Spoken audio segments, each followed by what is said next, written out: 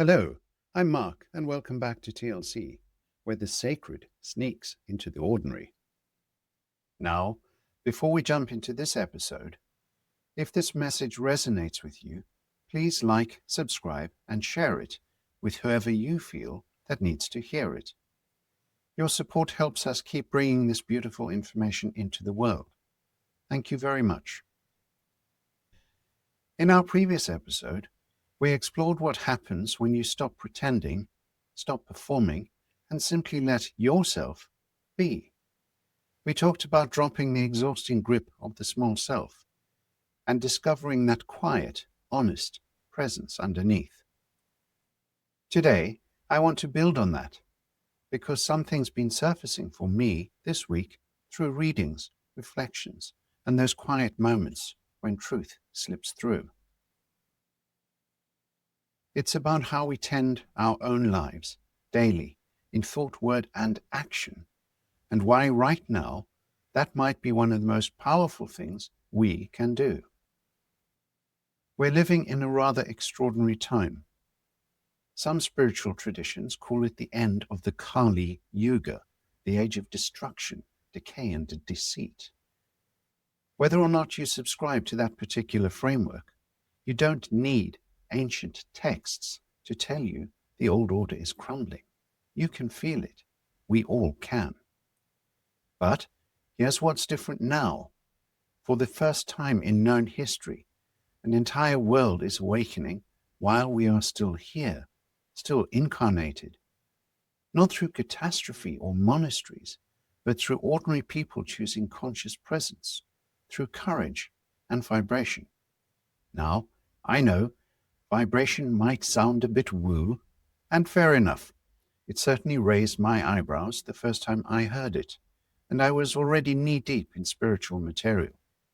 But bear with me, because what it really means is this: the quality of your inner state, the frequency you live from, love or fear, coherence or chaos, actually affects the world around you. Not in some vague metaphorical sense, in a real, energetic, measurable way. A spiritual teacher once said, as you raise your vibration and transform your inner landscape, that shift will begin to manifest outwardly, and you will eventually begin to transform what surrounds you. If you all do this in concert, as a statement of your desire for a transformed world, then indeed the world will transform. It will have no choice, for you are the ones who create it. Let that land for a moment, because if it's true, and I believe it is, it changes everything. It means that the cumulative effect of millions of people quietly choosing love, saying no to the fear-fed narratives of the old world, and yes to their own divine truth, is one of the most powerful forces on earth today. It means that tending to your own vibration, that word again, speaking your divinity, and living in love is not passive, it's radical and revolutionary.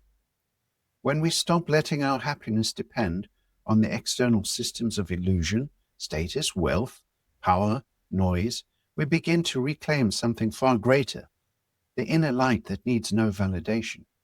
We remember that real strength comes from coherence, not control, from self-sourced power, not borrowed force.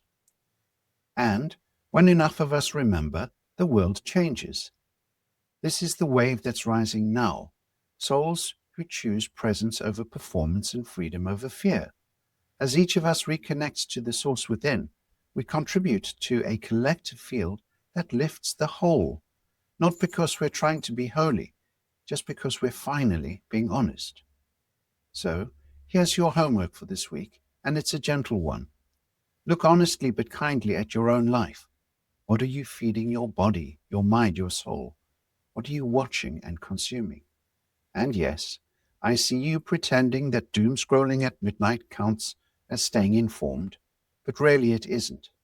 What stories is this causing you to believe about yourself and the world? What are you choosing, consciously or even unconsciously, to align with?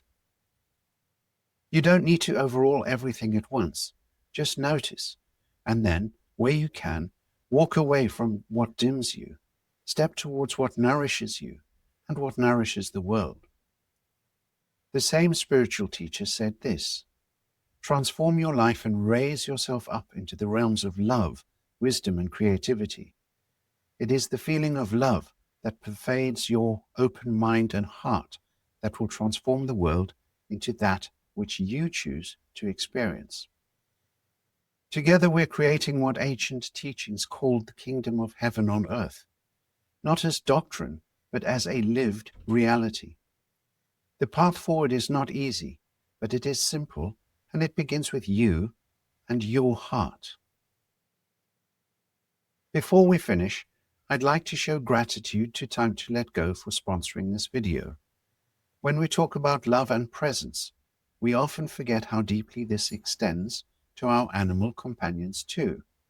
They are not just pets, they're part of our soul's journey. Time to Let Go offer a heartfelt space for anyone grieving the loss of a pet, with memorials that honor the love you shared, a reminder that love doesn't end, it changes form. The link to their beautiful offerings is below. Thank you for watching.